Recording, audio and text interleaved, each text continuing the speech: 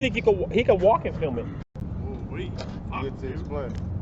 Yeah, and then, huh? That's shoulders for real. So you're doing how? What are the three? You said the head, the shoulders, and then that's you do back straight arms. up. You said harbor steps and back arms. Yeah, I'll do harbor steps. And Okay, back so arms. then I'll do the shoulders, the push-ups, and then the incline push-ups. Okay, bet. Or decline push-ups. Could do the harbor steps, but there ain't nothing to really. Well, he don't do the harbor steps. Well, this not way. the harbor steps, the calf raise. Oh, the calf raises, yeah, off the edges, yeah. Yeah. You get more of that angle on your calf. Yeah, you get that more weight, yeah. Yeah. But usually, you know, they got that pole in the middle. Right. That pole in the middle, you can hold on. Yeah, you can hold it. Yeah, just like yeah. that. Right? Oh, it's already going. All right. Well, shit. Oh, shit. So what we're going to do now is we're going to demonstrate 5 routines you can do without having to go to the gym, simply by finding yourself a local park bench or picnic table, as you see.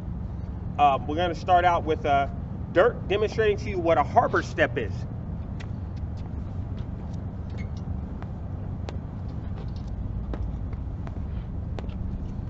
So when doing a harbor step, you want to make sure you get your foot planted firmly on the bench as to prevent slippage and to get the full weight onto your quad when you step up.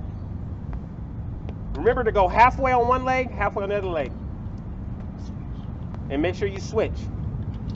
You don't want to do it all starting with your right. However many you're going to do, if you're going to do 20, do 10 on the right leg starting and 10 on the left leg starting. The next exercise that Dirt is going to demonstrate is going to be back arms off the edge of a bench. So this is the position. You want to have your feet, legs as straight out as possible. For beginners, you can have your knees bent if you're just starting to do it as such, and it'll take a little bit of the weight off of you. You want to go down. Optimal is to go down till your butt touches the ground, but we'll get, as you begin, you get down as far as possible until you build your strength up. A lot of people will tell you this widens your chest. Don't worry about that. It's going to build your arms if you do it right. You want to have your elbows in as close as possible while you're doing it to isolate the weight. You want to isolate the weight on your back arm. If you're way out here, you're working your wings and a different part of your back arm. You want to get in as close as possible when doing back arms.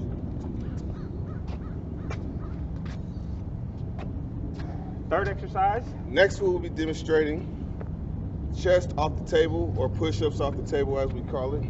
Okay. First one will be straight up. You want to make sure your chest is lined up with the table, so your chest hits the table every time. And what that does is that works the upper nest. The upper nest, technically they say where you're hitting on the table is where you're building. So if you're hitting the top nest, that's where you're building. Next is, what would you call the ones under the table? On shoulders? Shoulders. Oh, you want to do the other push-up first? Okay. Can you see me from here? You haven't moved too much, yes. Okay. All right.